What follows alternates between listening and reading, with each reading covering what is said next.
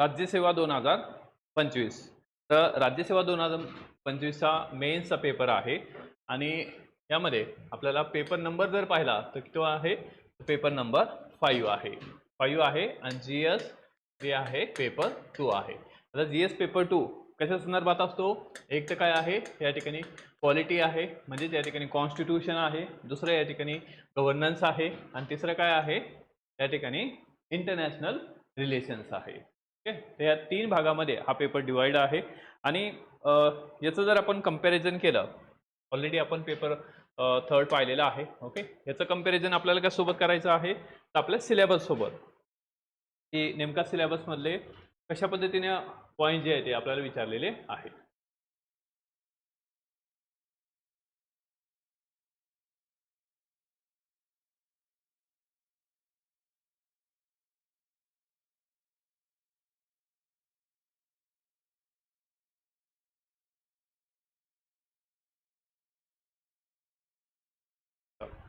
तर आपल्या सिलेबसमध्ये दिलेला आहे की पेपर 5 किती मार्कासाठी आहे, आपल्याला 250 मार्कासाठी आहे. ठीक आहे, तर एक तर प्रशासन आहे, ॲडमिनिस्ट्रेशन आहे, कॉन्स्टिट्यूशन आहे. ओके, त्यानंतर या ठिकाणी की पॉलिटी आहे, त्यानंतर सामाजिक न्याय व आंतरराष्ट्रीय संबंध. ठीक आहे, विथ रेफरन्स टू महाराष्ट्र, म्हणजे निश्चितच काय आहे, काही प्रश्न आपल्याला महाराष्ट्र संदर्भात विचारले असतील. बरोबर, तर आता यामध्ये हा सिलेबसचा टॉपिक आहे. ठीक आहे, किंवा ह्या पेपरचा टॉपिक आहे. आता याला कम्पेअर आपल्याला काय करायचं आहे की नेमका आयोग कशा पद्धतीने प्रश्न विचारत आहे, कारण हा पहिला पेपर आहे, तो पेपर आपल्याला समजून घ्यायचा आहे. हे जर पेपर समजले तर अभ्यास एकदम सोपा आहे. ओके, खूपच या ठिकाणी सोपं आहे. जर हे समजलं की नेमकं आपल्याला अप्रोच कसा करायचा आहे किंवा डेव्हलप कसा करायचा किंवा पाहायचा कसा आहे. ठीक आहे, आता यामध्ये या सूचना आहेत ज्या सगळ्या पेपरमध्ये सेम आहेत. टोटल पेपर किती आहेत, टोटल क्वेश्चन किती आहेत, एका पेपरमध्ये आपल्याला 20 क्वेश्चन आहेत. ठीक आहे, तर यामध्ये 20 क्वेश्चन्स आहेत, 20 क्वेश्चन आहेत आणि क्वेश्चन मराठी आणि इंग्लिशमध्ये आहेत. ठीक आहे, आणि सर्व क्वेश्चन काय आहेत, इट्स अ कंपल्सरी आहे. ठीक आहे, म्हणजे तुम्हाला 20 क्वेश्चन पैकी 20 क्वेश्चन सॉल्व्ह करायचे आहे आणि किती मार्काला आहेत, 250, 250 मार्कासाठी आहे. टाइम किती आहे आपल्याला, 3 तासाचा टाइम आहे. ठीक आहे, आता यामध्ये हे प्रत्येक म्हणजे प्रत्येक प्रश्नासमोर काय आहे की या ह्याच्यामध्ये प्रत्येक प्रश्नाचे गुण जे आहेत त्याच्यासमोर दिलेले आहेत. सेम या ठिकाणी टर्म आणि कंडिशन आहे. ठीक आहे, आता यामध्ये महत्त्वाचं आहे हे प्रश्न क्रमांक 1 ते 10 सगळ्या पेपरमध्ये सेम आहे. ठीक आहे, प्रश्न क्रमांक 1 ते 10 किती शब्दामध्ये लिहायचा आहे, 150. आता 150 मध्ये किती मार्कासाठी हा प्रश्न असेल, 10 मार्कर असेल. बरोबर, आणि त्यापुढे काय आहे तर 11 ते 20 हे किती आहे, 250 मार्कासाठी आहे. ठीक आहे, तर म्हणजे किती मार्काचा क्वेश्चन असणार आहे, 15 मार्कासाठी असू शकतो. ओके, आणि या 15ला सुद्धा काय आहे, काही क्वेश्चन ते डिवाइड केलेले आहे. टोटलमध्ये 15 आहेत, पण तो 5 5 5 अशा पद्धतीने सुद्धा क्वेश्चन असतील. ठीक आहे, तर आणि दुसरा महत्त्वाचा मुद्दा आहे की जेव्हा आपण क्वेश्चन लिहित आहोत, ठीक आहे, इव्हन ह्यांची answer seat, demo answer seat सुद्धा आयोगाने दिलेली आहे. इव्हन त्याची तुम्हाला प्रिंट पण दिली होती. ठीक आहे, तर त्याचं काय करायचं आहे की आपण काही झेरॉक्स काढून घ्यायच्या. तुम्हाला 1-1 2-2 पेजेस आपण देऊ एक्स्ट्रा, घरी झेरॉक्स काढून घ्यायच्या, कारण तो ओरिजिनल आन्सर सीट आहे. ओके, आणि यूपीएससी सारखं नाही. यूपीएससी कसं आहे, प्लेन असतं. बरोबर, इथं लाईनिंग दिलेली आहे की तुम्हाला त्या लाईनमध्ये लिहिता येतं. आता यामध्ये हे महत्त्वाचा पॉईंट आहे की जर तुम्ही एखाद्या पेजवर इथपर्यंत लिहिलेलं असेल तर खाली टिक करणं गरजेचं आहे. ठीक आहे, आणि ज्या भाषेमध्ये तुम्ही फॉर्म फिल केला असेल की मला मराठीत लिहायचं आहे, इंग्लिशमध्ये लिहायचं आहे, त्याच भाषेमध्ये तो पेपर लिहिणं गरजेचं आहे. ठीक आहे, ही पण महत्त्वाची इन्स्ट्रक्शन या ठिकाणी दिलेली आहे. चला, आता यामध्ये सेम इंग्लिशमध्ये इन्स्ट्रक्शन्स आहेत. Question number first. तर क्वेश्चन नंबर फर्स्ट, आणि तुमच्याकडं सिलेबसची प्रिंट असणं गरजेची आहे. बाजूला प्रिंट काढून ठेवा आणि आपल्याला मार्क करायचे की नेमके हे 20 क्वेश्चन आहेत, ते 20 कोणते टॉपिक्स होते जे या ठिकाणी सिलेबसमधले कव्हर झालेले आहेत. ठीक आहे, आता पहिला क्वेश्चन जो आहे तो क्वेश्चन फर्स्ट, की भारतीय संविधानाची महत्त्वाची वैशिष्ट्ये तपासा व भारताच्या ऐतिहासिक अनुभवांनी त्यातील लोकशाही मूल्ये व मूलभूत हक्क कसे आकारले हे विश्लेषण करा. Okay, 150 word. एक्झामाइन, आपल्याला एक्झामाइन करायचं आहे the salient feature of the Indian constitution. ठीक आहे, त्यानंतर अँड एक्सप्लेन, काय एक्सप्लेन करायचं आहे, हे features explain how India's historical experiences have shaped its democratic values and fundamental rights. बरोबर. म्हणजे एक लक्षात ठेवा की आपल्याला आयोग कशा पद्धतीने प्रश्न विचारत असतं. तर आयोग आपल्याला या ठिकाणी एका टॉपिकवर एका चॅप्टरवर प्रश्न विचारत नाही, काही वेळेसच एका टॉपिकवर प्रश्न विचार. आता ही जी अशी फ्रेमिंग आहे ना, ही UPSCची फ्रेमिंग आहे. Okay, same. त्यामुळं आपल्याला त्याच लेवलचा अभ्यास करायचा आहे. आणि एक लक्षात ठेवा की या ह्याच्यामध्ये एका चॅप्टरवर एक प्रश्न येईल असं बिलकुल नाही. ओके, इथं मिक्सअप केलं जातं. जर तुम्हाला प्रश्न विचारायचा असता तर या ठिकाणी इथपर्यंत एक प्रश्न झाला असता, दुसरा या ठिकाणी इथपर्यंत एक हे झाला असता. ओके, तिसरा या ठिकाणी मूलभूत हक्क कसे आकारले ह्याचं विश्लेषण करा. ओके, इथपर्यंत एकाला म्हणजे 3 ते 4 क्वेश्चन तयार झाले असते. पण ह्या 3 ते 4 टॉपिकचा मिळून त्यांनी काय केलं, एक टॉपिक तयार केला. ठीक आहे. आता आपण जर कॉन्स्टिट्यूशन पाहिलं, आपण हे शिकवलेलं सुद्धा आहे बरोबर, की या ठिकाणी कॉन्स्टिट्यूशन जर पाहिलं तर इथं काय दिलेलं आहे की या ठिकाणी वैशिष्ट्ये आपल्याला माहित आहेत. तर या ठिकाणी इथं की तुम्हाला संविधानाचे वैशिष्ट्य किंवा जे सॅलेंट फीचर्स आहेत ते सांगणं गरजेचं आहे. ओके, आणि हे आपल्याला संविधानाची महत्त्वाची वैशिष्ट्ये तपासा म्हटलेलं आहे, एक्झामाइन करायचं आहे. ओके, म्हणजे आपल्याला लिहायचं आहे आणि याला काय रिलेट करायचं आहे. आता हे झालं या ठिकाणी ओके सायलेंट फीचर आहेत. समजा तुम्ही 5, 6, 10 जे आपण सायलेंट फीचर ते लिहिले. त्यानंतर तुम्हाला काय करायचं आहे, हे जे सायलेंट फीचर आहेत हे भारताच्या ऐतिहासिक अनुभवाने ओके त्यातील लोकशाही मूल्ये, democratic values, okay democratic values and या ठिकाणी फंडामेंटल राईट, हे या ठिकाणी फंडामेंटल राईट ह्याचं आपल्याला काय करायचं आहे, एक्सप्लेन करायचं की आपल्या कॉन्स्टिट्यूशनमध्ये India's historical experience have shape the democratic values. Historical experience म्हणजेच काय आहे त्या या ठिकाणी किंवा की ज्याचा रिलेट त्यासोबत लावायचा आहे डेमोक्रेटिक व्हॅल्यूज सोबत. आता हिस्टॉरिकल एक्सपिरियन्सचा विचार करत असताना आपल्याला काय आहे की काही पॉईंट जे आहेत तर कशामधले घ्यायचे आहेत. जसं की पहिला टॉपिक आहे ओके कॉन्स्टिट्यूशनचा पहिला टॉपिक आहे कोणता आहे, लक्ष्मीकांतमध्ये पण पहिला आहे, आपण सुद्धा ते हां हिस्टॉरिकल बॅकग्राऊंड आहे बरोबर. म्हणजे किंवा की जे ब्रिटिशांनी जे काही व्यवस्था तयार केलेली आहे किंवा ब्रिटिशांनी जे काही कायदे तयार केलेले होते त्याचा आपल्या संविधानावर काय परिणाम झालेले सगळे त्या ह्याच्यामध्ये आहे. इथं आपल्याला शॉर्टमध्ये लिहायचं आहे कोणत्या गोष्टीला, त्या ठिकाणी हे जे आहे यालाच आपल्याला इथं एक्सप्लेन करायचं आहे की डेमोक्रेटिक व्हॅल्यूज जे आहे ते आपण या ठिकाणी एक्सप्लेन करायचं. मग डेमोक्रेटिक व्हॅल्यू म्हटल्यानंतर काय आहे की आपण डेमोक्रेसी जर पाहिलं तो कोणाहून एक्सेप्ट केले स्वीकारलेलं आहे डेमोक्रेटी किंवा डेमोक्रॅसी. डेमोक्रॅसी, डेमो म्हणजे काय, डेमो मीन्स पीपल, ओके क्रॅसी म्हणजे काय, रूल. ओके, कोणाचं राज्य, लोकांचं राज्य. ओके, कॉक्रोचांचं राज्य. ओके, म्हणजे या ठिकाणी डेमोक्रॅसी लोकांचं राज्य. आता लोकांचं राज्य ही जी डेफिनेशन आहे ओके तसं पाहिलं तर बेसिकली डेमोक्रेसीची डेफिनेशन कोणी केली बरं, ज्यांनी की तुम्ही स्कूलमध्ये बघितलं असेल विशेषतः या ठिकाणी नवोदयवाल्याला तर माहितच आहे बरोबर, की मास्तराला हेडमास्टरला कोणी पत्र लिहिलं होतं,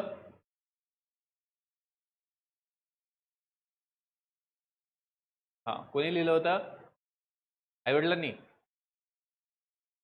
हेडमास्टरला कोणी पत्र लिहिलं होतं,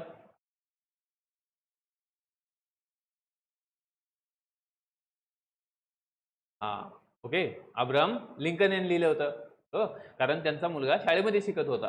ठीक आहे, मग ते अब्राहम लिंकनचं पत्र आपल्याला माहित असायला पाहिजे कारण त्याच्यामध्ये खूप व्हॅल्यूज सांगितलेले आहे की याला काय शिकवायचं आहे, कशासाठी तयार करायचं आहे बरोबर. तर तिथं काही या ठिकाणी किंवा की हेडमास्टरला कंप्लेंट केल्या नव्हत्या किंवा की तुम्ही असा आहात तसा आहात. ओके, तर कशा पद्धतीनं याला तुम्ही काही गोष्टी किंवा की देणं गरजेचं आहे, व्हॅल्यूज कशा देणं गरजेचे आहे. ठीक आहे, तर हे अब्राहम लिंकन ज्यांनी डेमोक्रेसी म्हणजे काय आहे, डेमोक्रेसी काय डेफिनेशन काय केली, डेमोक्रेसी डेफिनेशन इंग्लिशमध्ये सिंपल आहे, डेमोक्रेसी टू द पीपल, हां बाय द पीपल. ओके, मराठीमध्ये काय, लोकांनी लोकांसाठी चालवलेलं राज्य, सिंपल याच्यात. ठीक आहे, त्याला काय आहे की डेमोक्रेसी असं म्हणतात. ठीक आहे, मग आता इथे डेमोक्रेटिक व्हॅल्यूज आणि आपल्याला अजून कनेक्शन कसं करायचं आहे ते या ठिकाणी की एक तर झालं डेमोक्रेटिक व्हॅल्यूज काय आहेत आणि विथ या ठिकाणी आपल्याला हे जे सांगितलेले फीचर्स याच्यामधले वन ऑफ द फीचर आहे फंडामेंटल राईट्स. ओके, आपल्याला या ठिकाणी वन ऑफ द फीचर किंवा इम्पॉर्टंट असं या ठिकाणी आपल्या बेसिक स्ट्रक्चर ज्याला आपण म्हणतो ते म्हणजे फंडामेंटल राईट आहे. आपल्याला की जसं आज आपण पाहतोय की सोशल मीडिया आहे बरोबर, सोशल मीडियावर बोलण्याचा सगळ्यांना अधिकार आहे बरोबर. सोशल मीडियावर तुम्ही या ठिकाणी कोणाकोणाचे कार्टून्स तयार करू शकता बरं. समजा तुम्हाला ऑप्शन दिला, ओके, आपण प्रश्न विचारू की खालीलपैकी कोणकोणत्या व्यक्तीचे कार्टून्स आपल्याला बनवता येतील. ओके, ऑप्शन नंबर 1, ओके, की prime minister of India. Okay, option number 2 या ठिकाणी सुप्रीम कोर्ट ऑफ इंडिया. तिसरं या ठिकाणी महात्मा गांधीजी. चौथं या ठिकाणी डॉक्टर B.R. आंबेडकर. ओके, आता ह्याच्यामध्ये खाली कोणकोणत्या इथपर्यंत जाऊया, कोणकोणत्या इन्स्टिट्यूशनचे आपल्याला कार्टून बनता येतील, पण बनवता येतील की बिकॉज ऑफ दी काय आहे, बिकॉज ऑफ आपल्याला काय सांगितलेलं आहे, कॉन्स्टिट्यूशननं काय दिलेलं आहे. जसं ते कॉकरोच जनता पार्टी तयार करण्यात आली, बरोबर. एक सटायर तयार करण्यात आलं. सटायर, सटायर माहिती आहे ना, तो इंग्लिशमध्ये सटायर म्हणतात, मराठीत काय म्हणायचं सटायरला, बरोबर.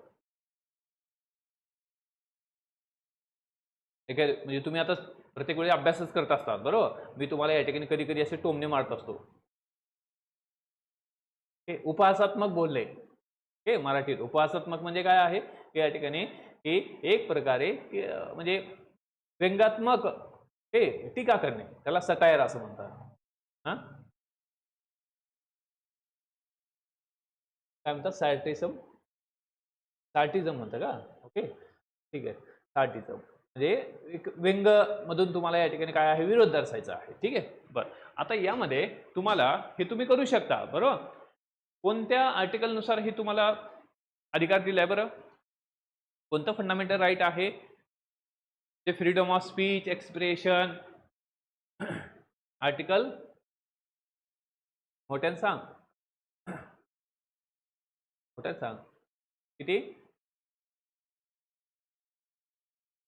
आर्टिकल कोणतं आहे, फ्रीडम ऑफ स्पीच, मला बोलण्याचा अधिकार आहे, न बोलण्याचा पण अधिकार आहे, हो. पण क्लास आहे, तुम्ही या ठिकाणी ऍडमिशन घेतलंय, त्यामुळे बोलावंच लागेल. किती, सगळं शिकून झालंय आपलं आता.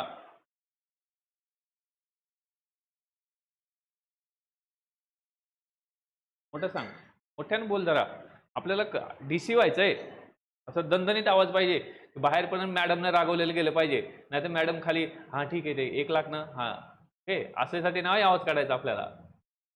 ओके, असं दणगा आवाज गेला की बाहेरचे पळून गेले पाहिजे जे करप्ट करणारे आहेत. हा सांग, किती म्हणली, चुकू दे ना, काय फरक पडायला, सांग. 21, बर 21, किती, हा अजून, ओके, म्हणजे तू बोलली नाहीस तर तू जीवन जगण्याचा अधिकार हिरावून घेईल का रे. ओके, जर बोलली नाही तर आपलं जीवन या ठिकाणी काही खरं नाही, धोक्यात आहे, असं आहे का. ओके, तर या ठिकाणी 21 नाही, 21 लाईफ टू पर्सनल लिबर्टी आहे, जीवन जगण्याचा अधिकार आहे. ओके, आर्टिकल 19 काय आहे, त्या ठिकाणी आपल्याला किती राईट्स आहेत, 6 राईट्स आहेत. ओके, त्यामधला पहिलाच राईट आहे या ठिकाणी 19 मधला first right, right to, okay, right to speech, right to freedom किंवा राईट टू एक्सप्रेस. ओके, त्याच्यामध्ये की त्याला आपण अभिव्यक्ती स्वातंत्र्य असं म्हणतो. ठीक आहे, या आधारे आपल्याला काय आहे, बोलण्याचा अधिकार आहे. मग तुम्ही या ठिकाणी यापैकी कोणकोणत्या व्यक्तीचे व्यंगचित्र काढू शकता, त्या सगळ्याच व्यक्तीचे काढू शकता, मोठ्यानं सांगा पटपट, सगळ्यांचे काढू शकता.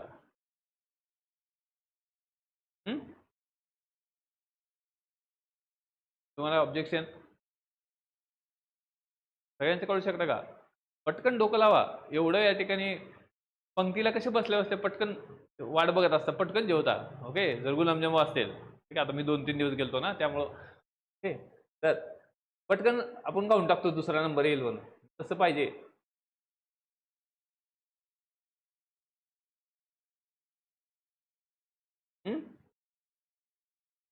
तर या ह्याच्यामध्ये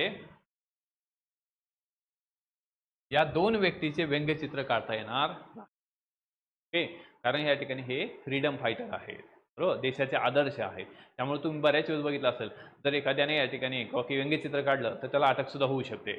बरोबर, असं कधीही दिसणार नाही की डॉक्टर बाबासाहेब आंबेडकरांचं व्यंग्यचित्र काढलंय, महात्मा गांधीजींचं व्यंग्यचित्र काढलंय, किंवा या ठिकाणी धर्माच्या बाबतीमध्ये कोणी काहीतरी व्यंग्यचित्र काढलंय. बरोबर, तर रामाला काहीतरी शेपूट लावली कोणा, ओके, रामाला शेपूट नसते, कोणाला असते, हनुमानाला शेपूट असते. बरोबर, तसं जर कोणी केलं तर या ठिकाणी मग ते धर्माच्या विरुद्ध, किंवा मधल्या काळामध्ये मोहम्मद पैगंबरच्या बाबतीत व्यंग्यचित्र काढले होते. बरोबर, त्याला सुद्धा अटक करण्यात आली. तसं करता येणार नाही. बरोबर, कारण काय आहे, रिलिजियस फ्रीडम आहे. परंतु रिलिजियस फ्रीडम याचा अर्थ असा नाही की तुमचाच धर्म हा या ठिकाणी ग्रेट आहे, तुमचा धर्म जो आहे तो प्रेस्टिजियस आहे, असं म्हणता येणार नाही.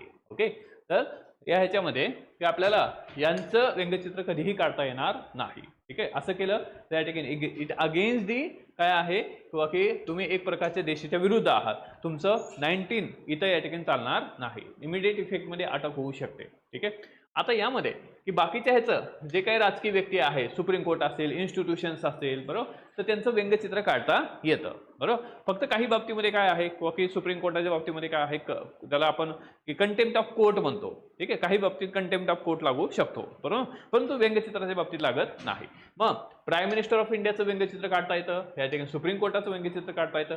त्यामुळंच या ठिकाणी ती कॉक्रोच जनता पार्टी तयार झाली. बिकॉज काय आहे, या ठिकाणी काय दिले आपल्याला, आर्टिकल 19 दिलेलं आहे, बोलण्याचं स्वातंत्र्य आहे, आणि त्या बोलण्याच्या स्वातंत्र्याचा या ठिकाणी उपयोग जो आहे तो करणं सुद्धा गरजेचं आहे. ओके, कारण डेमोक्रेसी आहे, लोकशाही आहे, प्रत्येकाला बोलण्याचा अधिकार आहे. बरोबर, मग या बोलण्यामध्ये या ठिकाणी काय आहे, किंवा जर एखादी इन्स्टिट्यूशन चुकीच्या पद्धतीने काहीतरी मांडत असेल तर ते बोलणं सुद्धा गरजेचं आहे. ठीक आहे, तर या ह्याच्यामध्ये मग आपल्याला फंडामेंटल राईट्स रिलेशन इथं चेक करायचं आहे की आपल्याला फंडामेंटल राईट्स आहे. बरोबर, आपल्याला फंडामेंटल राईट्स दिलेले आहेत, आणि पार्ट कितवा पार्टमध्ये, कितवा भाग 3, भाग 3 मध्ये आपल्याला आर्टिकल कुठून कुठपर्यंत 12 ते ओके 12 ते 35 पर्यंत आपल्याला काय आहे, फंडामेंटल राईट्स आहे. तर याचा आपल्याला काय आहे, याचं रिलेशन लावायचं. आता इथं लक्षात ठेवा की तुम्हाला 150 शब्दातच लिहायचंय. ओके, पण इथं 2-3 गोष्टी मिक्स करून लिहायच्या तुम्हाला. ओके, म्हणजे तुम्हाला सायलेंट फीचर जे आहे ते व्यवस्थित माहीत असले की तुम्हाला सहज या ठिकाणी ह्याचं कनेक्शन लावता येतं. ठीक आहे, आता तुम्ही सिलेबस बघा, पटकन सांगा सिलेबसचा कोणता टॉपिक आहे. हां, बरोबर, पहिलाच टॉपिक आहे की भारतीय संविधान, ऐतिहासिक पार्श्वभूमी, ओके, वैशिष्ट्ये आणि सुधारणा. ठीक आहे, आता या ठिकाणी किंवा कनेक्शन काय आहे, ह्याचा हा एक टॉपिक वापरलाय, त्यानंतर या ठिकाणी वैशिष्ट्ये, ठीक आहे, फीचर्स, तर हा टॉपिक पहिल्याच येतो आहे. ठीक आहे, क्वेश्चन नंबर 2. आता यामध्ये क्वेश्चन नंबर 2 जर पाहिला आपण, तर आपल्याला क्वेश्चन पाहिल्यानंतर काय वाटतं, हा जो क्वेश्चन आहे, ओके, तर या ह्याच्यामध्ये हा जो क्वेश्चन आहे तसं पाहिलं तर इकॉनॉमिक्स मध्ये यायला पाहिजे होता. बरोबर, प्रश्न काय आहे, या ठिकाणी 15व्या वित्त आयोगाच्या शिफारसींचे मूल्यांकन करा.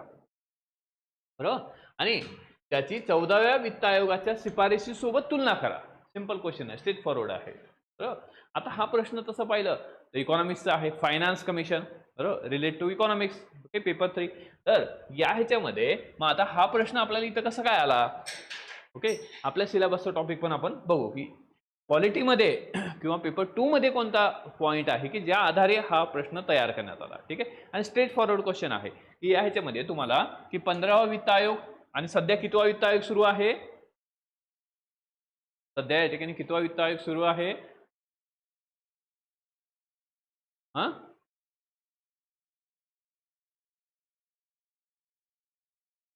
कसा असेल बरं, आता 16वा सुरू आहे. मला वाटतंय आता तुम्हाला एकदा या ठिकाणी की एक दिवस असं बेंचवर उगम फटके देऊन हे करायला पाहिजे की अभ्यास करून घ्यायला पाहिजे दिवसभर, एवढं शिकवलंय. हे 16 वित्त आहे. ठीक आहे, आता इथे कंपॅरिझन काय आहे, 15 आणि 14चं करायचं आहे. ओके, त्या ह्याच्यामध्ये तुम्हाला 15चे रिकमेंडेशन माहीत असायला पाहिजे आणि 14चे रिकमेंडेशन माहीत असायला पाहिजे. आणि फायनान्स कमिशन या ठिकाणी वित्त आयोग जे आहे, आर्टिकल किती आहे, 280. ओके, 280 कॉन्स्टिट्यूशन मधलं आर्टिकल आहे, जे सांगतं की दर किती वर्षांनी फायनान्स कमिशन तयार केलं जातं, दर 5 वर्षांनी. कोण फॉर्म करतं, बाय प्रेसिडेंट. ओके, प्रेसिडेंट दर 5 वर्षांनी या ठिकाणी फायनान्स कमिशन तयार करतात. Okay, every 5 year. आता इथं स्ट्रेट फॉरवर्ड क्वेश्चन आहे की आपल्याला काय करायचं आहे की 15व्या evaluate the recommendation of 15 finance commission and compare it, म्हणजे आपल्याला या ठिकाणी 15चं फायनान्स कमिशन जे आहे त्याचं 14 सोबत काय आहे या ठिकाणी कंपॅरिझन करायचं. आधी 15चं सांगायचं आहे आणि नंतर या ठिकाणी काय आहे 14 आणि 15 मध्ये काय फरक आहे हे इथं सांगायचं आहे. ठीक आहे. आता तसं पाहिलं तर इकॉनॉमिक्सचा क्वेश्चन आपल्याला वाटतो, परंतु दिलेला आहे पेपर 2 मध्ये. ओके, तर मग आपल्याला या ठिकाणी कोणता टॉपिक असेल बरं?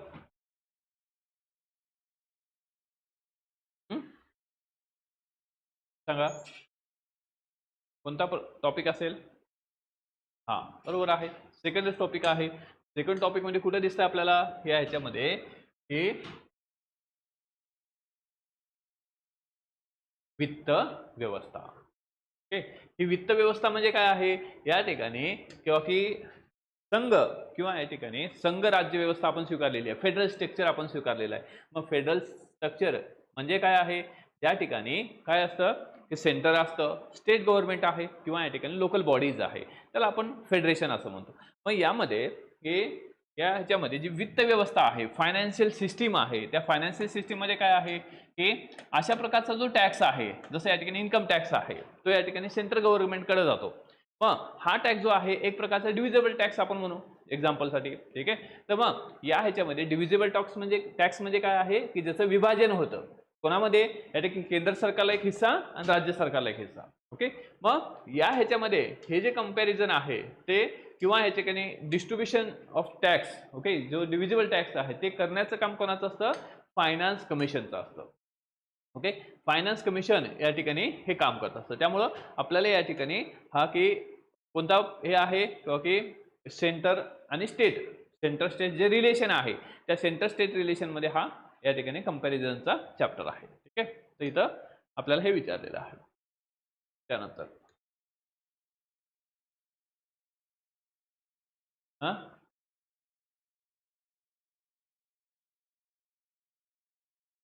नाही, कम्पेअर करायचं म्हणजे काय आहे,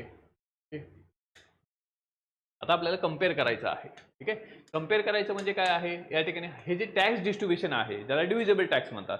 आता यांनी सांगितलं होतं या ठिकाणी की यांनी सांगितलं होतं की 40% 40% जो टॅक्स आहे, एकूण ह्याच्या 40% जो टॅक्स आहे तो राज्यांना देण्यात यावा. ओके, आणि यांनी या ठिकाणी काय आहे की यांनी आय थिंक 38% समथिंग काय ते सांगितलेलं आहे. ठीक आहे, मग आता हे अशा पद्धतीने कंपॅरिझन किंवा टॅक्स किती द्यायचा आहे तुम्हाला, ओके, राज्यांना किती टॅक्स द्यायचा आहे, तर या ठिकाणी युटीला किती टॅक्स द्यायचा आहे, हे कंपॅरिझन इथं आपल्याला करायचं असतं. त्याचबरोबर काय आहे तर हे फक्त काही टॅक्सच्या बाबतीतच कंपॅरिझन नाही. ओके, तर कशाच्या बाबतीत असतं, या ठिकाणी केंद्र सरकार राज्यांना काय देत असतं, अनुदान देत असतं, बरोबर, सबसिडी देत असतं. मग ती सबसिडी किती प्रमाणात देण्यात यावी ह्याचं ते कंपॅरिझन असतं. मग आपल्याला हे एक्झॅक्ट 15-14. ठीक आहे, त्यामुळे लक्षात ठेवायचं की ॲटलिस्ट आपण हे अभ्यास करतोय तर आपल्याला 15, 14 आणि 16 सध्याच्या 16चे रिकमेंडेशन सुरू झालेले आहेत. बरोबर, सध्या या ठिकाणी 16वा फायनान्स कमिशन जे आहे ते गठीत करण्यात आले, त्याच्या रिकमेंडेशन आणि हे रिकमेंडेशन ॲज इट इज आल्या पाहिजे.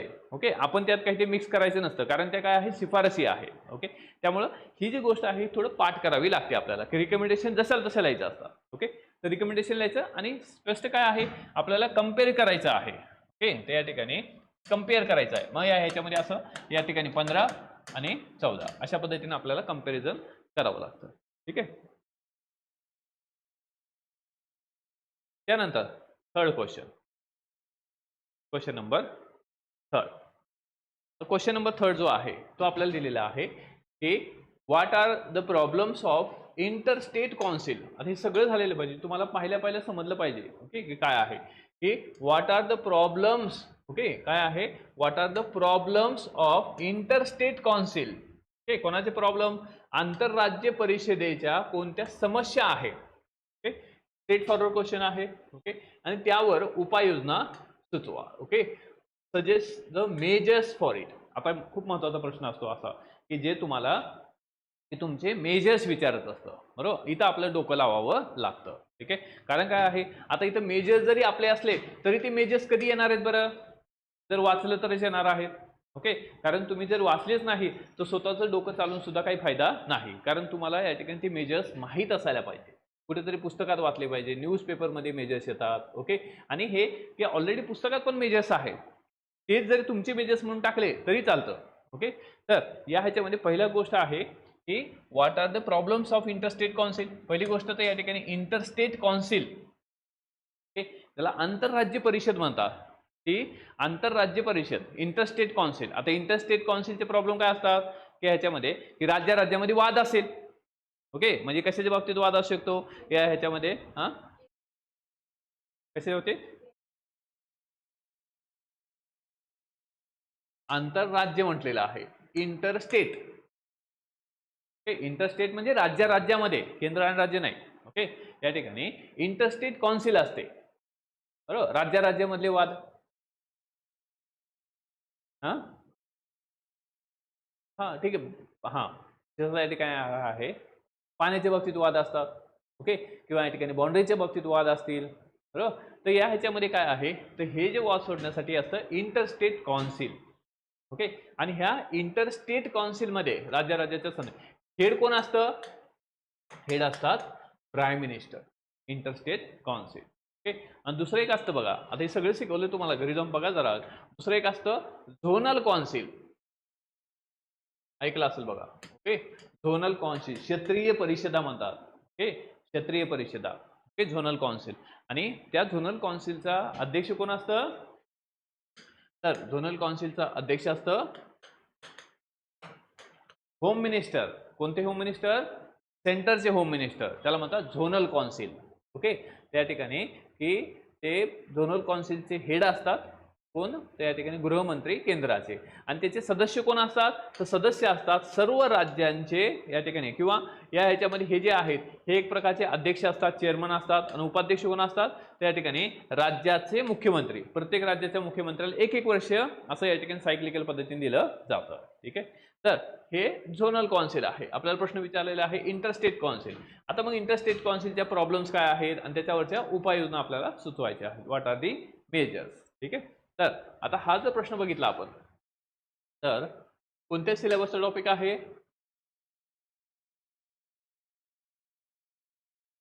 इंग्लिशवाल्याने इंग्लिशमध्ये बघा.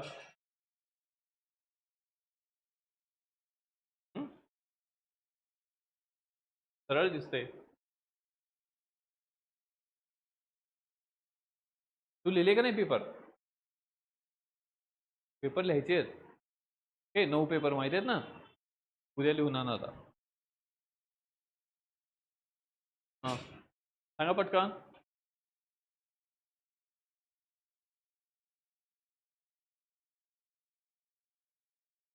सेपरेशन ऑफ पॉवर, बरोबर आहे. ओके, इथंच दिलंय ना, ए वाद निवारण यंत्रणा व संस्था. इंटरस्टेट काउन्सिल असतं. ओके, इंटरस्टेटचं डिस्प्यूट कमी करण्यासाठी, बरोबर. त्याचबरोबर या ठिकाणी विविध अधिकारांची विभागणी. आता यामध्ये या ठिकाणी इंटरस्टेट डिस्प्यूट, इंटरस्टेट काउन्सिल असतं, ट्रिब्युनल्स असतात, त्याचबरोबर झोनल काउन्सिल आहे. हे सगळे या ठिकाणी ह्याचाच भाग आहे. ठीक आहे, तर या ह्याच्यामध्ये तिसरा क्वेश्चन आपल्याला 3rd नंबरला जो टॉपिक आहे त्यावर. नेक्स्ट, आता या ठिकाणी 4th नंबरचा जो क्वेश्चन आहे, ओके, 4th नंबरचा क्वेश्चन आपल्याला काय विचारतो की संसदीय कामकाजाच्या आरोग्यात झालेली घसरण. ओके, आरोग्यात झालेली घसरण त्यामुळे लोकशाहीचा एक प्रमुख आधारस्तंभ म्हणून तिची भूमिका कमकुवत होत आहे. ओके, याचं चर्चा व विश्लेषण करा. Okay, the decline in the health of parliamentary functioning weakening its role as a key pillar of democracy. Discuss and analyze. तुम्हाला या ठिकाणी काय करायचं आहे, एक प्रकारे चर्चा करायची आहे आणि त्याचं विश्लेषण करायचं आहे. ठीक आहे, तर पहिली गोष्ट तर या ठिकाणी हे काय आहे, हे स्टेटमेंट आहे, बरोबर. आता हे स्टेटमेंट कोणाचं आहे ते काय लिहायची गरज नाही. जर माहीतच असेल तर ठीक आहे, परंतु या ठिकाणी हे वेअर्ड स्टेटमेंट असतात. ठीक आहे, हे शक्यच नाही की बाबा तुम्हाला ते माहीत होईल. ठीक आहे, पुस्तकात असेल तर ठीक आहे बाबा की म्हणता येईल. पण आता याचं आपल्याला काय आहे की तुम्हाला या स्टेटमेंटचे डिस्कशन चर्चा करायची आहे, एवढंच. तर मुद्दा आहे की याच्यामध्ये प्रश्न समजून घेणे. आता संसदीय कामकाजाच्या आरोग्यात, ओके, पहिली गोष्ट तर पहिला कीवर्ड काय आहे, संसदीय कामकाजाचं आरोग्य. आता the health of parliamentary system, काय बरं, हेल्थ ऑफ पार्लमेंटरी फंक्शनिंग म्हणजे काय म्हणायचं याला, की संसदीय कामकाजाच्या आरोग्यात झालेली घसरण. हे इथपर्यंत आपण समजा. याचा काय अर्थ होतो? संसदीय कामकाजाच्या आरोग्यात झालेली घसरण. आता तुम्हाला सगळं माहित आहे की आपण या ठिकाणी पार्लमेंट पाहिलेलं आहे, बरोबर. तिथलं डिस्कशन कसं होतं, कोणते बिल्स असतात, काय पार्लमेंटमध्ये होतं, कोणते आवर्स असतात, ओके, हे सगळं पाहिलेलं आहे आपण. तर आणि हा जो प्रश्न आहे हा काय आहे, या ठिकाणी करंट रिलेटेड आहे. तर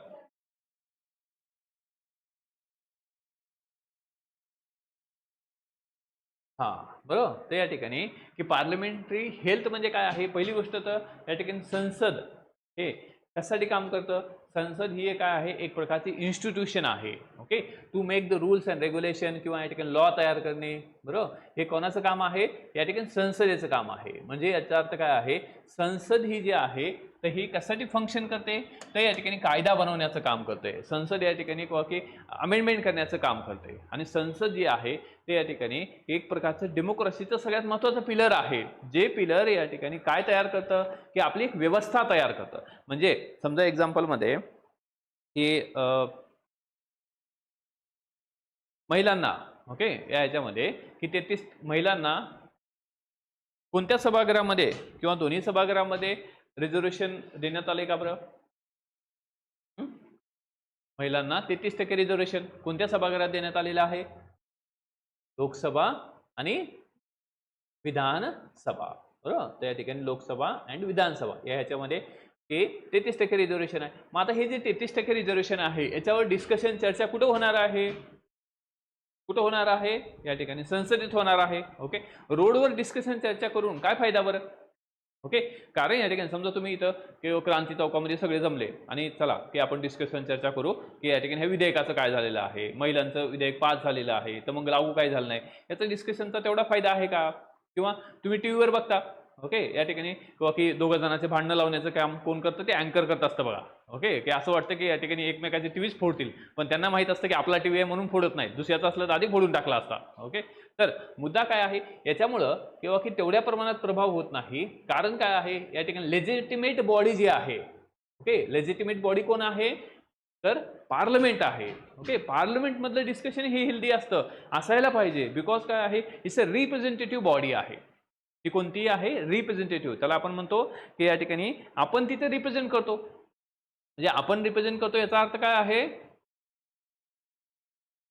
म्हणजे या ठिकाणी खासदार, खासदार जो आहे तो या ठिकाणी काय आहे, एका जिल्ह्याचा काय आहे, रिप्रेझेंटेटिव्ह आहे एक्झाम्पलमध्ये. मग तो जो रिप्रेझेंटेटिव्ह आहे तो आपले जे काही म्हणणं आहे ते मांडणार आहे, बरोबर. म्हणजे याचा अर्थ काय आहे, मग या ठिकाणची चर्चा जी आहे ती काय आहे, हेल्दी असणं गरजेचं आहे, ना की या ठिकाणी कुठल्या तरी किंवा की वियर्ड गोष्टीवर चर्चा. ओके, म्हणजे जी गोष्ट काय आहे किंवा की अनवॉन्टेड गोष्टीवर चर्चा. ओके, किंवा या ठिकाणी ह्यांचं नाव ते आहे, त्याचं नाव ते आहे, ओके, यांनी मला हेच म्हणलं. ओके, मग ही जी चर्चा आहे याला काही अर्थ नाही. ओके, तर सध्याच्या कंडिशनमध्ये तशीच चर्चा होते आणि संसदेचं काम काय काय काय होतं, संपतं. ओके, आणि संसदेच्या कामकाज चालवण्यासाठी हजारो कोटी रुपयाचा खर्च करावा लागतो. ओके, आणि सगळ्यात महत्त्वाचं हे कामकाज हे चांगलं होणं गरजेचं आहे, बरोबर. आजच्या याच्या परिस्थितीत काय झालेलं आहे, हे जे कामकाज आहे ते या ठिकाणी हेल्दी राहिलेलं नाही किंवा त्याची जी हेल्दीनेस आहे, म्हणजे डिस्कशन असा असायला पाहिजे की या ठिकाणी जे बोलत आहेत, बरोबर, किंवा या ठिकाणी दोन पार्टीज असतील डिस्कशन करत असतील त्यामधून काहीतरी व्हॅल्यूज क्रिएट होणं गरजेचं, लोकांना सुद्धा अवेअर होणं गरजेचं आहे. तसं न होता काय आहे, या ठिकाणी कोणतरी काय म्हणतं, कोणतरी काय, ओके, म्हणजे पर्सनली, म्हणजे यांच्या ह्याच्यामध्ये नॅशनल इंटरेस्ट असण्यापेक्षा काय आहे, पर्सनल इंटरेस्टवर हे लोक बोलतात. ओके, किंवा की पर्सनल गोष्टीसाठी ते वाढतात आणि ते लोक पर्सनल असतात का? They are not personal. Okay, they belongs to particular society. Okay, कारण ते एका सोसायटीला बिलॉंग करतात, एका रिप्रेझेंटेटिव्ह एका मॉबला बिलॉंग करतात, त्यामुळे या ठिकाणी ते काही इंडिव्हिज्युअल असू शकत नाही. ओके, तर या ह्याच्यामध्ये मग ही झालेली घसरण जी आहे ज्यामुळं लोकशाहीचा एक प्रमुख आधारस्तंभ, ओके, या ठिकाणी एक इम्पॉर्टंट असं पिलर आहे. Okay, one of the important pillar आहे आणि हे पिलर या ठिकाणी काय आहे की स्ट्रॉंग असणं गरजेचं आहे. तर या ठिकाणी हे जर कमकुवत झालं तर काय आहे, डेमोक्रेसीसाठी सगळ्यात धोकादायक ही गोष्ट आहे. जर लोकांच्या बद्दल, लोकांना तयार करणाऱ्या किंवा लोकांना जे काही प्रॉब्लेम्स आहेत त्यामध्ये डिस्कशनच होत नसेल तर लोकांनी समस्या कुठे मांडायच्या?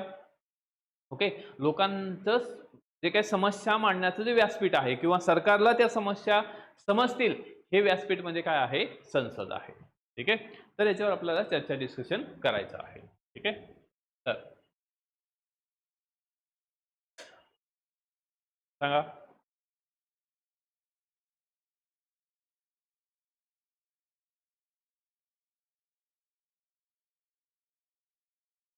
टॉपिक चेक करा. हॅलो.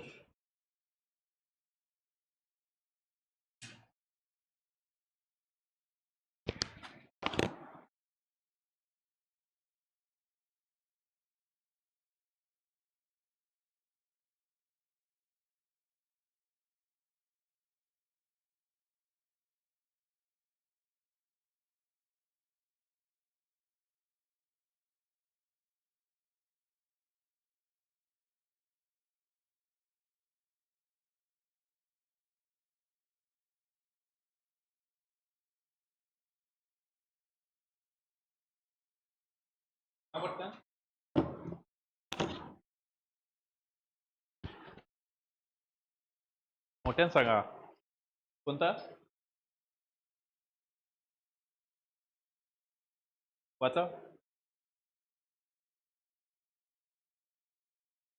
ठीक आहे.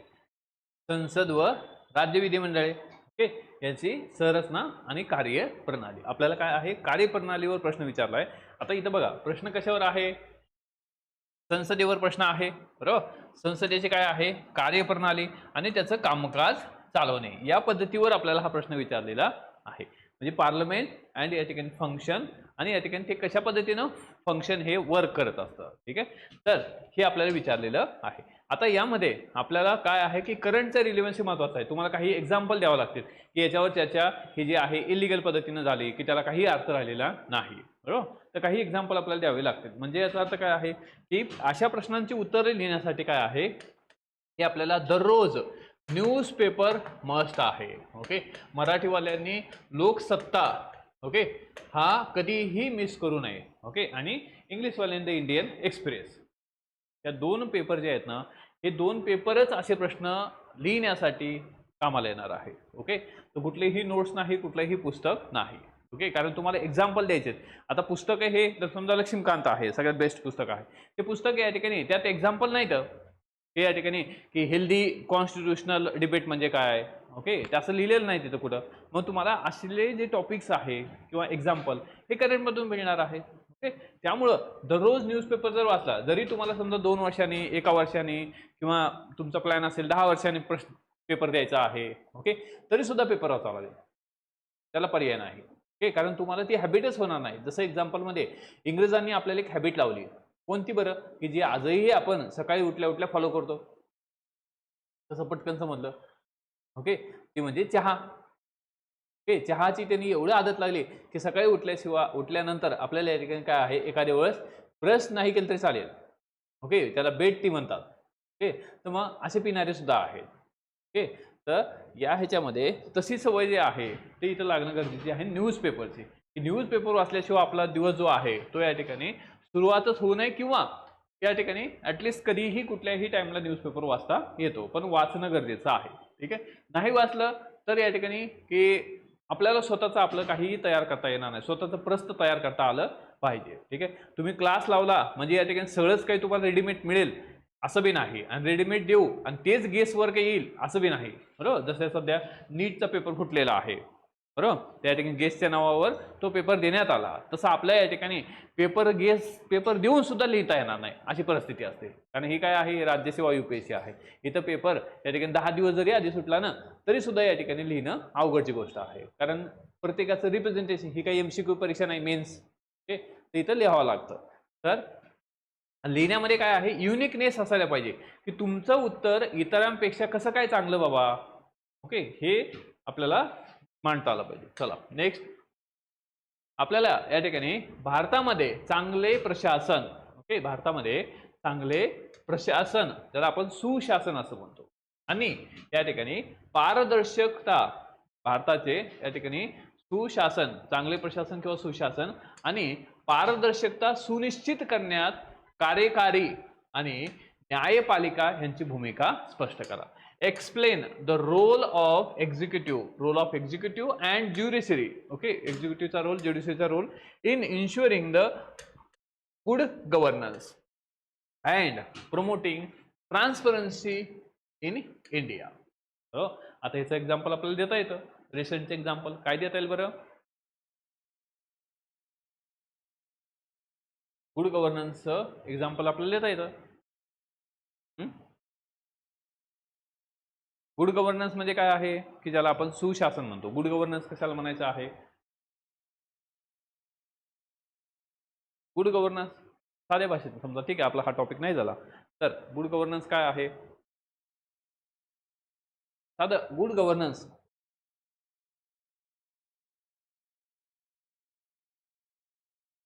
चांगलं प्रशासन कशाला म्हणतो आपण? समजा एक्झाम्पल मध्ये तुम्ही काय केले की तहसील ऑफिसला गेले. ओके, तहसील ऑफिसला कशाला जायचं? तहसीलदार सोबत चहा प्यायला. तर तहसीलदार आपण तहसील ऑफिसला कसं जातो? समजा एखादा आपल्याला इन्कम सर्टिफिकेट पाहिजे असेल एक्झाम्पल मध्ये, ठीक आहे, आपण तहसीलकडे गेलो आणि आपल्याला इन्कम सर्टिफिकेट जे आहे ते देण्यासाठी ओके तिथल्या एखाद्या व्यक्तीने काय मागितली? लाच मागितली, ब्राईब मागितली. ओके, आणि या ह्याच्यामध्ये ती जी लाच आहे, ओके, लाच त्याला आपण म्हणतो. ओके, तर ही जर तुम्ही दिली किंवा या ठिकाणी एखाद्या डॉक्युमेंटसाठी, साध्या डॉक्युमेंटसाठी जर तुमच्याकडून पैसे मागितले जात असतील तर काय आहे? त्याला गुड गव्हर्नन्स म्हणता येत नाही. ओके, मग असं जर झालं त्याचा अर्थ काय आहे की या ह्याच्यामध्ये की असं होऊ नये. ओके, कारण काय आहे? या ठिकाणी चांगलं प्रशासन, सुप्रशासन म्हणजे काय आहे की लोकांना या ठिकाणी सगळ्या सुविधा देणं गरजेचं आहे. ओके, जसं की तुम्ही तहसील ऑफिसला गेले, कलेक्टर ऑफिसला गेले तर बाहेर असा बोर्ड लावलेला असतो मोठा बघा. ओके, बाहेर असा बोर्ड कोणता? त्यावर लिहिलेलं असतं लोकसेवा अधिनियम असं लिहिलेलं असतं. ओके, जर कधी गेले तुम्ही कलेक्टर ऑफिसला, तहसील ऑफिसला, बघा तो बाहेर लिहिलेलं असतं लोकसेवा अधिनियम. ओके, लोकसेवा अधिनियम म्हणजे काय आहे की या ठिकाणी लोकांची सेवा करण्यासाठी आम्ही बसलेलो आहोत आणि तुम्हाला जे डॉक्युमेंट्स पाहिजे ते या ठिकाणी पर्टिक्युलर दिवसात मिळतील. असं कधी गेलते का नाही तहसील ऑफिसला? कोणी कलेक्टर ऑफिसला? मुख्यमंत्री असते तिकडं. तहसीलला बी नाही गेले, कलेक्टरला बी नाही गेले, डेप्युटी कलेक्टर एकदा जाऊन या, अशी चक्कर मारून या. ठीक आहे, समजा काही जरी काम नसेल ना तर आपल्याला पॉवर तर कळेल ना. इथं या ठिकाणी कलेक्टर ऑफिस आहे बघा. ओके, डेप्युटी कलेक्टर ऑफिस आहे, तहसीलदार ऑफिस आहे. एकदा असं जाऊन यायचं. काय होतं माहिती आहे का? हे ना एक मोटिवेशन मिळतं, रिअल टाइम मोटिवेशन मिळतं. कारण तिथे गेल्यानंतर बघायचं किती लाईन लागलेली आहे. ओके, आणि उगाच म्हणायचं मला सर्टिफिकेट काढायचं आहे. किती परेशानी होत असते सर्टिफिकेट काढण्यासाठी आणि किती व्हॅल्यू आहे त्या पोस्टला हे कळेल तुम्हाला तिथं जर पाहिलं तर. नाही तर काय आहे, आपण फक्त अभ्यास करतोय, त्याची व्हॅल्यूच आपल्याला माहित नाही किंवा किती पॉवर आहे. ओके, तर हेच माहित नसेल किंवा तुम्ही किती चांगलं काम करू शकता हेच माहित नसेल तर तुम्ही अभ्यास असं त्या फोर्सनं नाही करता येणार. त्यामुळे काय रिअल टाइम जाऊन बघायचं की या ठिकाणी कलेक्टर ऑफिसला जाऊन बघायचं, असंच फिरायचं. ओके, आणि तुम्हाला या ठिकाणी तुम्ही फिरताय कलेक्टर ऑफिसला, लागलीच पोलीस धरून येतील का तुम्हाला? असं होतंय का?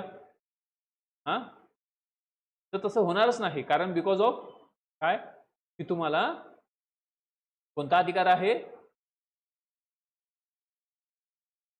कोणता अधिकार आहे? तुम्हाला या ठिकाणी फिरण्याचं स्वातंत्र्य आहे. आर्टिकल 19 नुसार तुम्हाला कुठेही फिरण्याचं स्वातंत्र्य आहे. आता कुठेही फिरण्याचं म्हणजे काय आहे? या ठिकाणी कलेक्टर ऑफिस मध्ये जाता येतं पण कलेक्टरच्या कॅबिन मध्ये नाही, मला इथं पण घुसण्याचा अधिकार आहे. ओके, घुसता येईल. ओके, पण या ठिकाणी परमिशन तर पाहिजे ना. ओके, कलेक्टर ऑफिस काय करताय? जेवण करताय? नाही मला त्यांच्यासोबत जेवण करायचं आहे. ओके, मला या ठिकाणी जेवणाचा अधिकार आहे. अरे बाबा, जेवणाचा अधिकार म्हणजे घरच्या जेवणाचा अधिकार. ओके, तर मुद्दा आहे की जर थोडं रिअल टाइम जर पाहिलं ना तर एक मोटिवेशन तयार होतं. आणि लक्षात ठेवा, या परीक्षेचा म्हणजे युपीएससी असू द्या नाही तर राज्यसेवा असू द्या, या परीक्षेचे खरंच ओके जेन्युइनली अभ्यास करणारी मुलं ना खूपच कमी आहेत. ओके, ही परीक्षा एवढी सोपी आहे ना, खूप सोपी आहे. कारण ह्याच्यात अभ्यास करणारे मुलंच कमी आहेत, फॉर्म भरणारे लाखो आहेत. त्यामुळे तुम्हाला या कॅटेगरी द्यायचं ना तर या ठिकाणी आम्ही सुद्धा असे मुलं शोधतोय की अरे की या कॅटेगरी असली पाहिजे. की असं आग लागली पाहिजे. ओके, की नाही मला हे व्हायचंच आहे, मला कसं काय येत नाही, मला कसं काय समजत नाही. ओके, किंवा या ठिकाणी एवढ्या मोठ्या पोस्टसाठी मी प्रिपेअर करतोय. ओके, डोक्यात हवा असावी पण उगाच हवा नसावी. हे माहीतच नाही की केवढ्या मोठ्या पोस्टसाठी आपण प्रिपेअर करतोय. तर ते माहीत झाल्याशिवाय तुम्हाला या ठिकाणी काय आहे की तो जो काही प्रेशर आहे ओके, पॉझिटिव्ह प्रेशर आपण त्याला म्हणू, तो क्रिएट होत नाही. त्यामुळं एक चांगलं प्रशासनासाठी बाहेर बोर्ड लावलेला असतो लोकसेवा अधिनियम, की एखादं डॉक्युमेंट समजा इन्कम सर्टिफिकेट आहे तुम्हाला 7 दिवसात मिळेल, डोमेसाईल जे आहे 5 दिवसात मिळेल, असं या ठिकाणी बाहेर लिहिलेलं असतं, एकदा पहा जाऊन. ठीक आहे, मग ते जे आहे ते काय आहे, एक गुड गव्हर्नन्स आहे. ओके, चांगलं प्रशासन आहे की एवढ्या दिवसात द्यायचं आहे. आणि हे जर दिलं जात नसेल तर काय आहे या ठिकाणी, किंवा की त्याला, किंवा की जी पारदर्शकता आहे ज्याला आपण ट्रान्सपरन्सी म्हणतो, की या ठिकाणी डॉक्युमेंट घ्यायचे आहेत, तर डॉक्युमेंटला काय आहे की जे निश्चित असे शुल्क हे केलेलं आहे, 5 रुपये 10 रुपये, ते तेवढंच द्यायचं आहे आपल्याला. जर ह्याच्यापेक्षा जास्त पैसे घेतले जात असतील तर काय आहे, ट्रान्सपरन्सी नाही. ओके, ट्रान्सपरन्सी गरजेची आहे. ओके, आणि हे सुनिश्चित करणे किंवा की गुड गव्हर्नन्स आणि ट्रान्सपरन्सी आहे का नाही हे निश्चित करण्याचं काम कोणाचं आहे, तर या ठिकाणी एक्झिक्युटिव्ह बॉडी अँड या ठिकाणी ज्युडिशरी बॉडी यांचा रोल महत्वाचा आहे. आता एक्झिक्युटिव्ह बॉडी जर म्हटलं आपण, तर या ठिकाणी एक्झिक्युटिव्ह बॉडीमध्ये सुद्धा काय आहे, there are 2 types of executive. कोणते असतात, तर एक तर आहे या ठिकाणी permanent executive and temporary executive. Permanent executive आणि टेम्पररी एक्झिक्युटिव्ह झालंय आपलं सगळं शिकवणं. परमनंट एक्झिक्युटिव्ह म्हणजे कोण,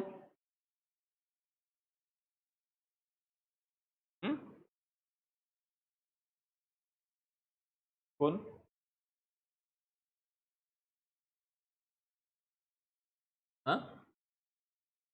हा, व्हेरी गुड.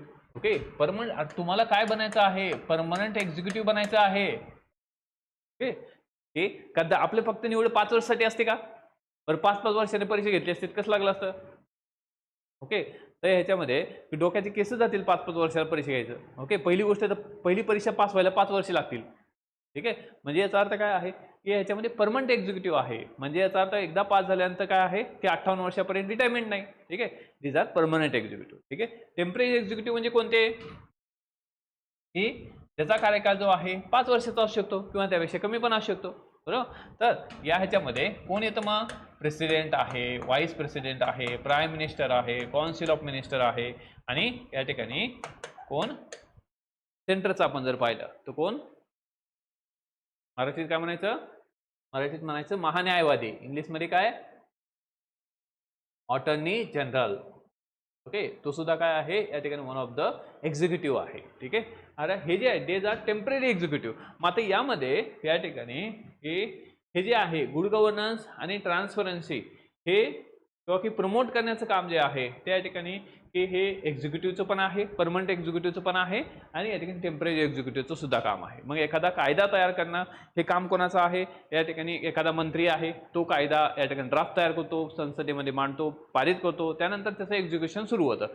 आणि जिल्ह्याच्या लेवलला एक्झिक्युशन असेल तर IAS असतो, तालुक्याच्या लेवलला असेल तर तहसीलदार असतो. ओके, तर मग या ह्याच्यामध्ये की झालं एक्झिक्युटिव्ह. ओके, कार्यकारी, की कशा पद्धतीनं की आपल्याला या ठिकाणी हे जर होत नसेल, गुड गव्हर्नन्स किंवा पारदर्शकता नसेल, तर या ठिकाणी काय आहे ते सुनिश्चित करण्याचं काम कोण करतं, कार्यकारी मंडळ करतं. दुसरं या ठिकाणी न्यायपालिका आहे, म्हणजे जर तुम्हाला एखादं डॉक्युमेंट जर निश्चित केलेल्या टाइममध्ये मिळत नसेल तर तुम्ही काय करू शकता, न्यायालयात जाता येतं.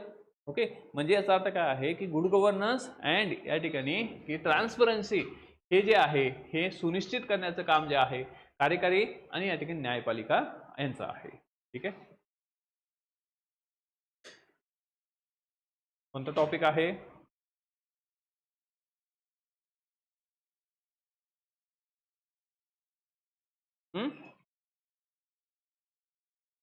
सांगा पटकन.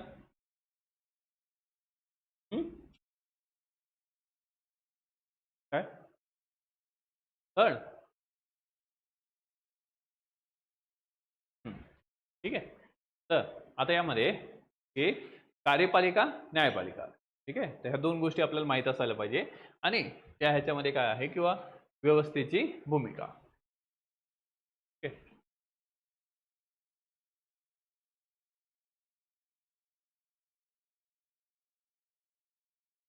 चला क्वेश्चन नंबर 6.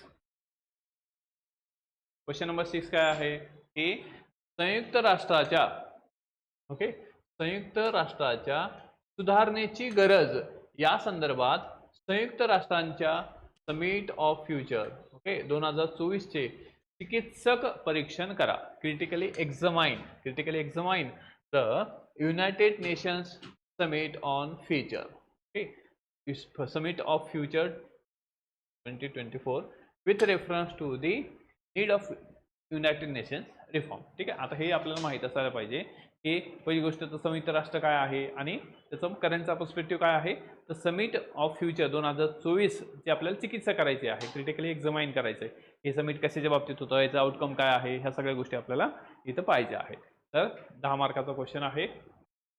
आणि त्याला टॉपिक जर बघितला तो कुठे येणार आहे बरं, टॉपिक सांगा.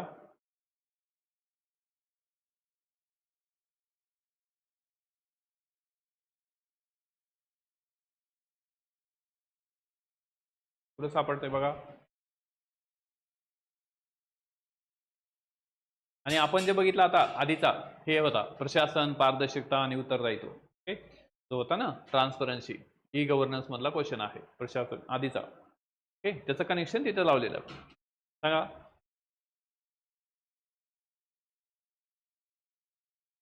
बरोबर, लास्टला. बरोबर, महत्वाची आंतरराष्ट्रीय संस्था. ओके, त्याच्यावरचा हा टॉपिक आहे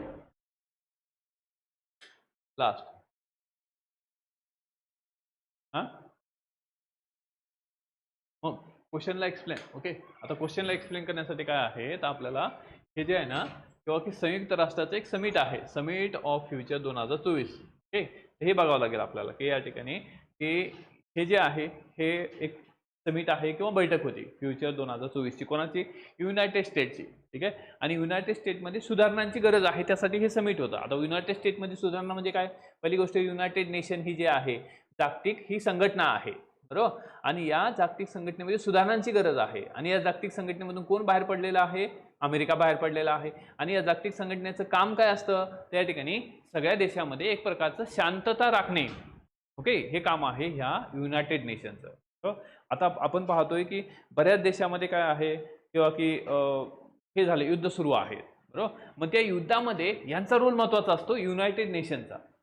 बरोबर, युनायटेड नेशनचा रोल जो आहे तो सगळ्यात म्हणजे क्रुशियल असतो, कारण या ठिकाणी युनायटेड नेशनला सगळे फॉलो करतात. ओके, युनायटेड नेशन म्हणजे काय? एक प्रकारची जगाची अशी संस्था आहे की ज्याच्यामध्ये की जे जो सदस्य आहे त्यांना ते फॉलोच करावं लागतं. ठीक आहे, म्हणजे तुम्हाला काय करता येणार नाही, दुसऱ्या देशावर आक्रमण करता येणार नाही, किंवा दुसऱ्या देशावर काय आहे, किंवा की त्यांची जमीन जी आहे ती हस्तगत करता येणार नाही. ओके, मग ह्याच्यामध्ये रिफॉर्म करणं गरजेचं आहे, असं या ठिकाणी ह्या समिटचं होतं. ठीक आहे, परंतु एक्झॅक्ट आपल्याला या ठिकाणी ह्या समिटच्या ज्या बाबी आहेत, ओके, समिट ऑफ फ्युचर 2024 हे करंटचा पर्स्पेक्टिव्ह आहे, तो आपल्याला तो पाहणं गरजेचं आहे. ठीक आहे, इव्हन ह्याचे सगळ्यांचे मी तुम्हाला मॉडेल आन्सर पण देतो. ठीक आहे, सगळ्याच पेपरचे, ते बी काही प्रॉब्लेम नाही, ते पण तयार करून देऊ आपण पॉईंट फॉर्ममध्ये हे करू. ठीक आहे, आणि त्या मॉडेल आन्सरवरून आपल्याला जेवढं शिकवलंय तेवढं लिहिता येतं का ते बघायचं.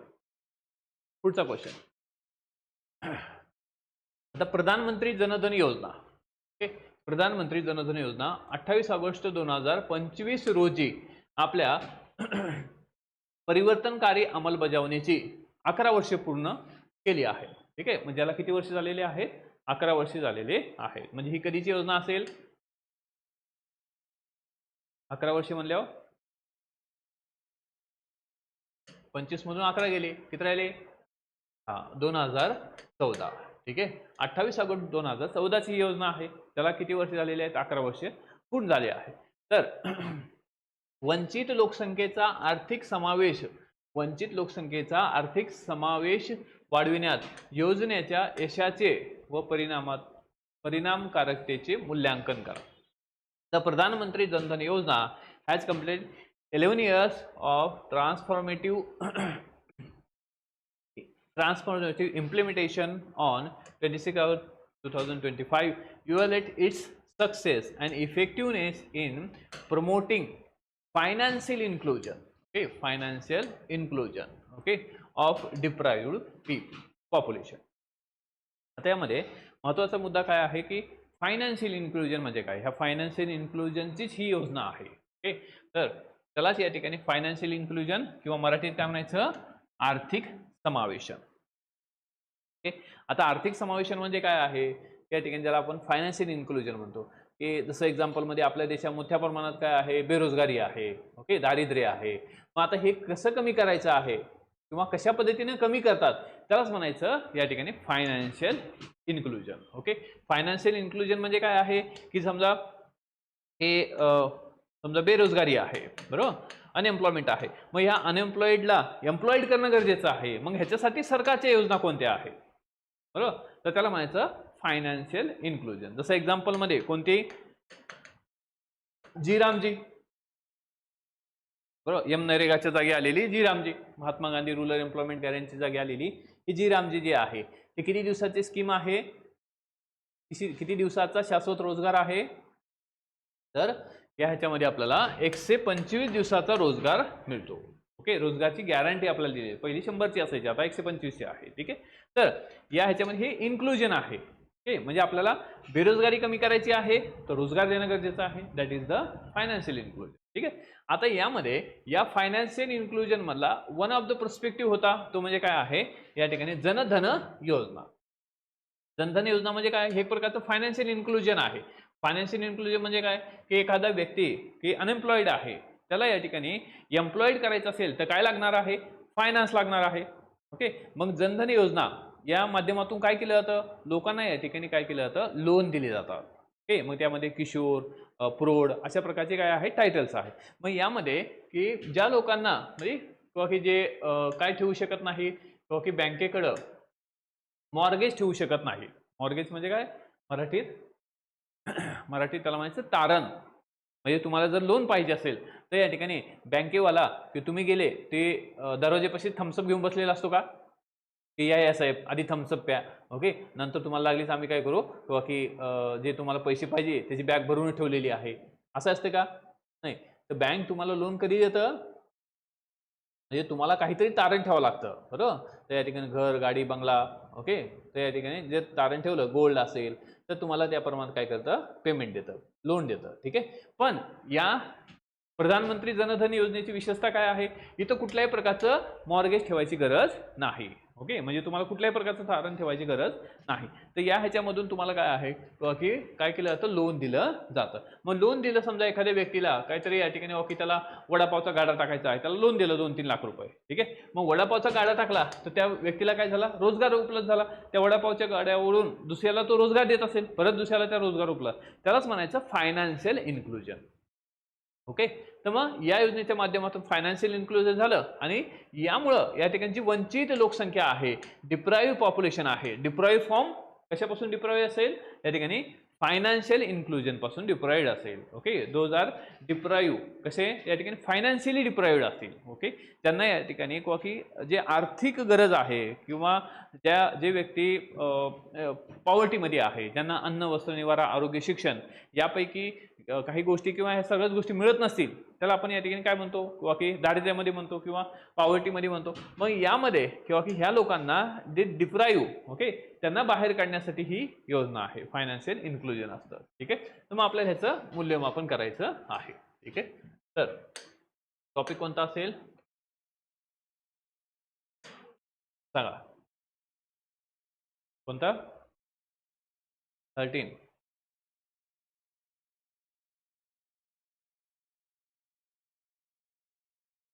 कोणता, मराठीवाला सापडलं का,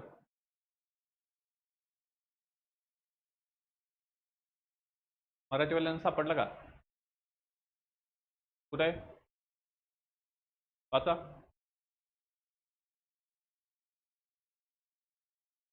हां, ओके, समाजातील दुबळ्या घटकांसाठी ओके केंद्राच्या व राज्याच्या कल्याणकारी योजना आणि या योजनेची कामगिरी, यंत्रणा, कायदे या दुबळ्या घटकांच्या संरक्षणासाठी, लाभासाठी गठीत केलेल्या संस्था. ओके,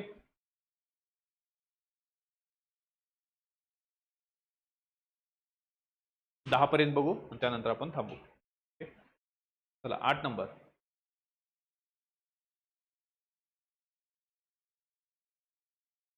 घरी पाहून आले असतील ना तुम्ही, पटकन सापडायला पाहिजे.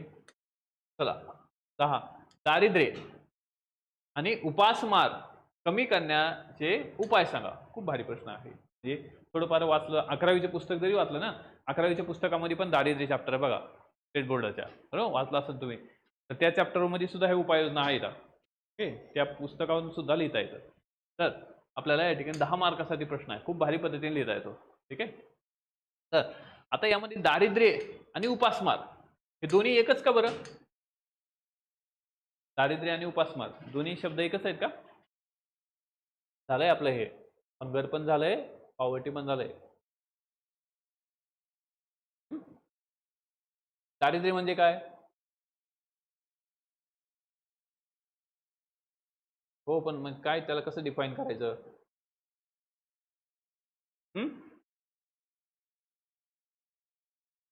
इसके बाद इंटरनेट नहीं, बेसिक एम्युनिटीज, फॅसिलिटीज नाही, बेसिक एम्युनिटीज म्हणा त्याला, बरोबर? हां, कोणत्या? हां, फूड आहे, शेल्टर आहे, हेल्थ, अजून हां, क्लोथ, ओके, अजून महत्त्वाचं, सगळ्यात महत्त्वाचं विसरले, एज्युकेशन, बरोबर? हे जे आहे, जे बेसिक 5 ज्याला इसेन्शियल थिंग्स आहेत, बरोबर? तर त्या जर एखाद्या व्यक्तीला मिळत नसतील, तर तो व्यक्ती काय आहे? दारिद्र्यामध्ये आहे, सिंपल. ओके, तर हे झालं दारिद्र्य, पॉवर्टी. हंगर म्हणजे काय? हंगर, उपासमार.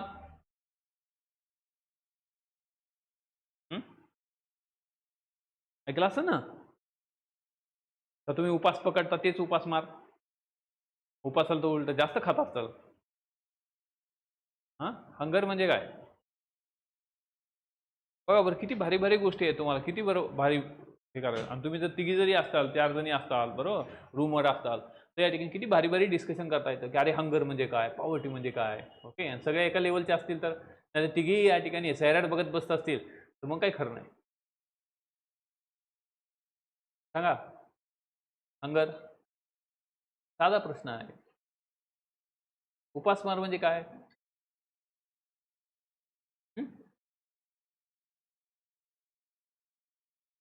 घरच्याने एखाद्याला एखाद्या दिवस आपल्याला उपाशी ठेवलं तर त्याला उपासमार म्हणायचं का? हां, घरच्यांनी तुम्हाला सांगितलं जोपर्यंत तू अभ्यास करत नाहीस तोपर्यंत तुला या ठिकाणी जेवण मिळणार नाही, म्हणजे तुमची उपासमार झाली का? मग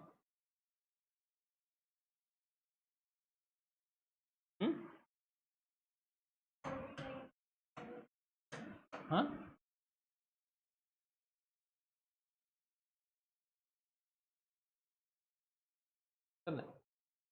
हंगर हंगर उपासमार, माल न्यूट्रिशन एक शब्द आहे बघा.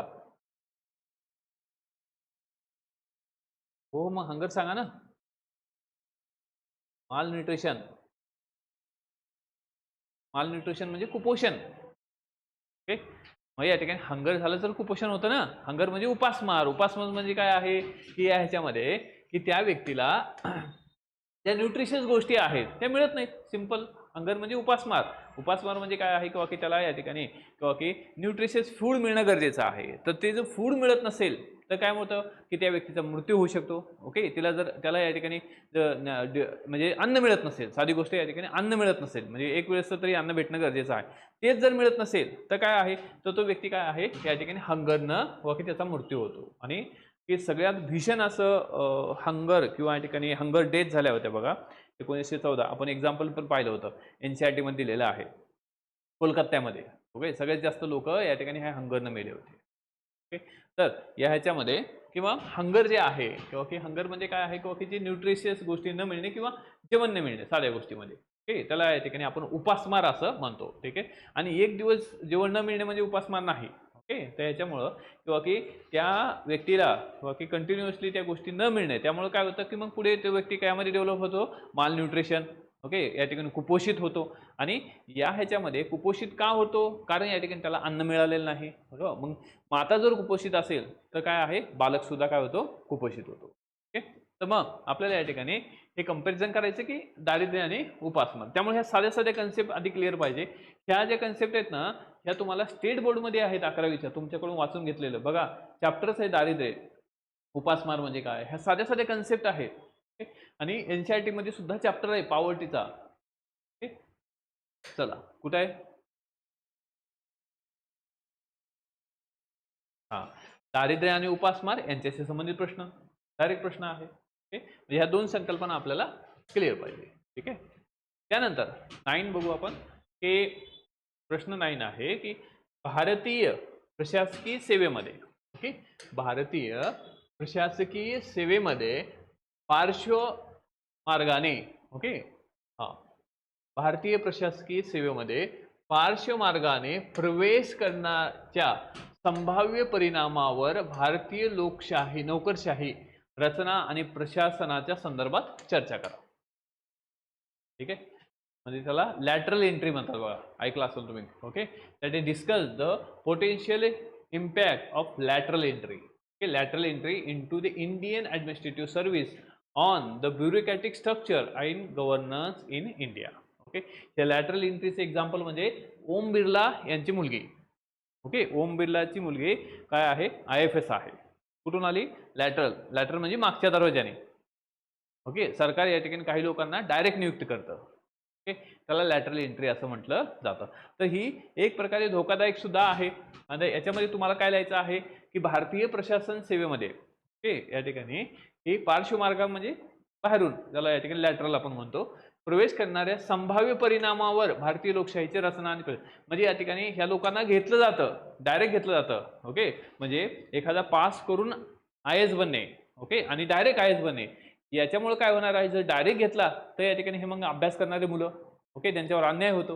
मग यामध्ये तुम्हाला या ठिकाणी हे डिस्कशन चर्चा करायचं आहे किंवा भारतीय नोकरशाहीची रचना आणि प्रशासन संदर्भात याची चर्चा. मग ह्याच्यामध्ये सरकारचा जो पॉईंट ऑफ व्ह्यू आहे तो पण माहीत असायला पाहिजे, ह्याचं पॉझिटिव्ह पर्स्पेक्टिव्ह काय आहे, सरकारचं म्हणणं काय आहे. ओके, कारण इथं डिस्कशन चर्चा आहे, फक्त इथं काही क्रिटिक्स करून चालणार नाही, डिस्कस करायचं आपल्याला.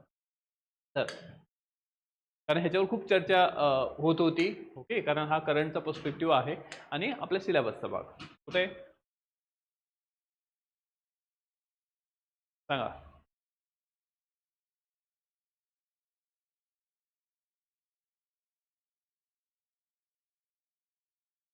पटकन सांगा.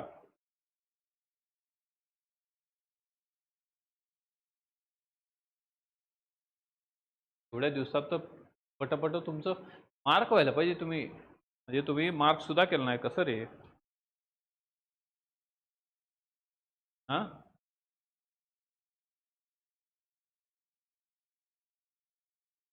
चाळीस घालत समीक्षा तुझं तुझं कुठे आहे? कोणतं, कोणती हे? हा, प्रश्न कशा विचारलेला आहे?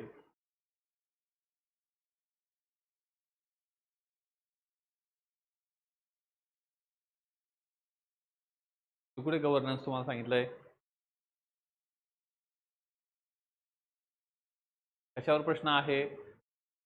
प्रश्न कशावर आहे? हा, ऍडमिनिस्ट्रेशन. ऑल इंडिया सर्व्हिसेसच्या बाबतीत प्रश्न आहे ना?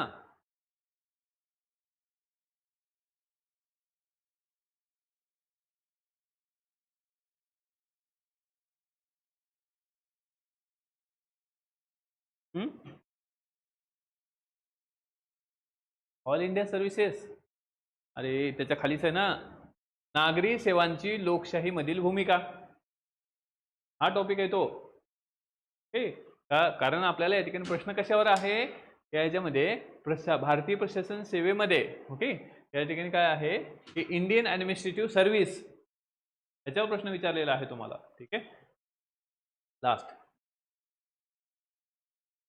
हे भारत 10 नंबरचा क्वेश्चन आहे, शेवटचा. ओके, कारण इथून खाली पुढे 15 नंबरचा क्वेश्चन. आता यामध्ये भारत आणि जपान यांच्यातील next generation mobility partnership, okay, पार्टनरशिपची प्रमुख वैशिष्ट्ये कोणती आहेत आणि यामुळे भारतीय वाहतुकीच्या आव्हानावर मात करण्यासाठी कशी मदत होणार आहे. ठीक आहे, 150 शब्द. What are the notable feature of the next generation mobility partnership between the India and Japan? How is it likely to be address the mobility challenges in India? ठीक आहे, आता हे जे आहे भारत आणि जपान यांच्याबद्दलचा हा पॅक्ट आहे. ओके, याच्याबद्दल आपल्याला माहिती असणं गरजेचं आहे. आता हा सुद्धा करंटचा प्रश्न आहे. ठीक आहे, त्याच्यावर आपण हे तुम्हाला मॉडेल आन्सर देऊ, त्यावेळेस या ठिकाणी नेक्स्ट जनरेशन मोबिलिटी पार्टनरशिप काय आहे ते आपण इथं पाहू. पण मुद्दा आहे की हा प्रश्न आपल्या सिलेबसच्या कोणत्या टॉपिकच्या बाबतीत असेल? सिंपल कोणत्या ह्याच्या संदर्भात असणार आहे?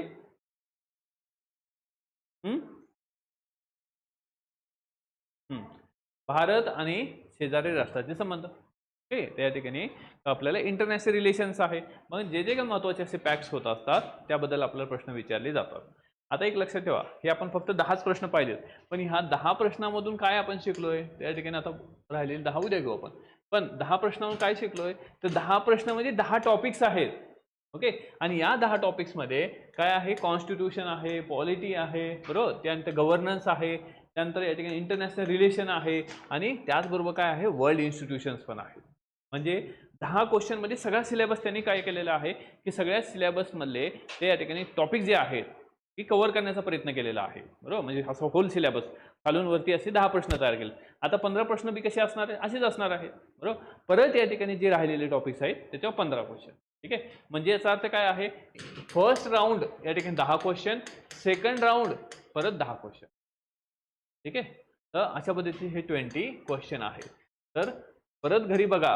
ओके, त्यामुळं मार्क करून आणा पटपट, आपल्याला या ठिकाणी लक्षात येईल. त्यामुळं मार्कर घेऊन तुम्ही अंडरलाईन करणं गरजेचं आहे आपल्या सिलेबसवर, तर समजेल.